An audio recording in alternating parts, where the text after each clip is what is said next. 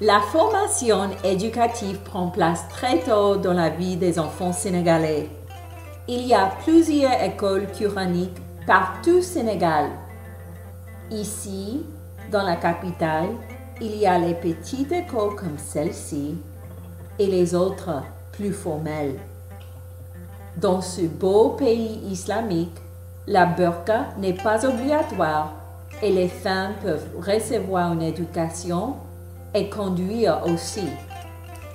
L'université Cheikh Anta Diop, qui porte le nom d'un grand philosophe sénégalais, a été créée en 1957 et s'appelait jusqu'en 1987 l'Université de Dakar. Elle est l'une des plus grandes universités d'Afrique de l'Ouest. L'actuel président sénégalais Abdoulaye Wade a été le doyen de la faculté de droit et des sciences économiques de l'UCAD.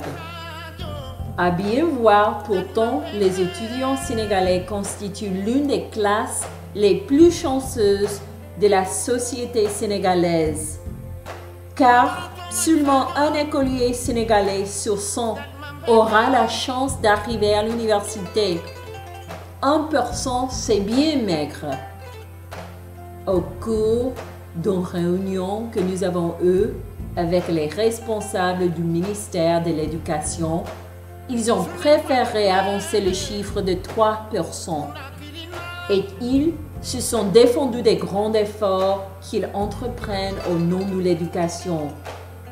Les posters du ministère de l'Éducation insistent que l'éducation est un droit pour chaque enfant. Le gouvernement assure que 40% du budget national est consacré à l'éducation.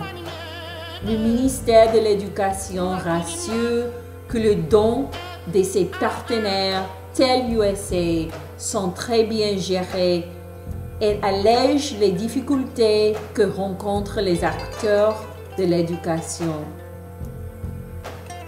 La réalité sur le terrain, surtout en zone rurale, où est concentré le plus grand nombre d'enfants, est différente. La cour d'école du village du Dondol, où nous avons passé plusieurs jours, montre un dénuement total et l'absence d'infrastructures. Les 40% du budget national consacré à l'éducation semblent s'épuiser avant d'arriver à Dondol.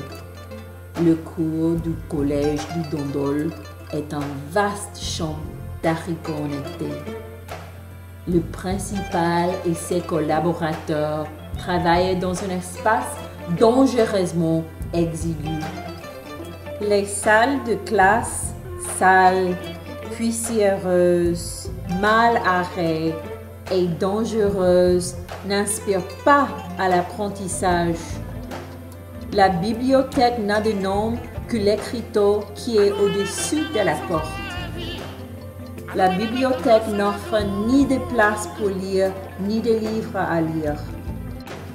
Les fontaines de l'école où les enfants vont boire fonctionnent à peine et on se demande si l'eau qui en sort est potable. Malgré leur dévouement pour leur profession et leur sens de sacrifice, le principal et les professeurs que nous avons rencontrés à Dondol se sont abandonnés par leur ministère et par l'État du Sénégal. Étant donné les problèmes rencontrés en zone rurale, la plupart des enseignants, comme ses collègues de Dakar avec qui nous avons déjeuné, prient de ne jamais être affectés en dehors de la capitale sénégalaise. Pour elles, travailler en zone rurale revient à être banni dans la zone de l'oubli.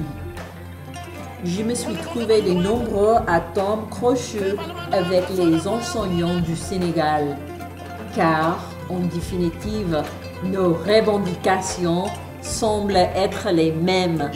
C'est juste une question de degré.